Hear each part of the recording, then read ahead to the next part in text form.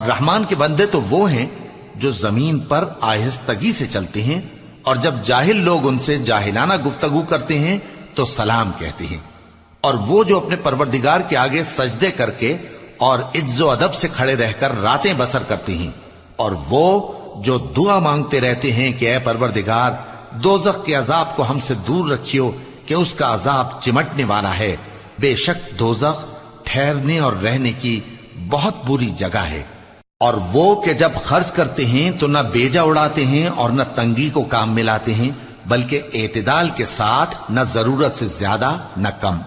اور وہ جو اللہ کے ساتھ کسی اور معبود کو نہیں پکارتے، اور جس شخص کو مار ڈالنا اللہ نے حرام کیا ہے اس کو قتل نہیں کرتے مگر جائز طریق یعنی شریعت کے حکم سے، اور بدکاری نہیں کرتے، اور جو یہ کام کرے گا سخت گناہ میں مبتلا ہوگا، قیامت کے دن اس کو دونا عذاب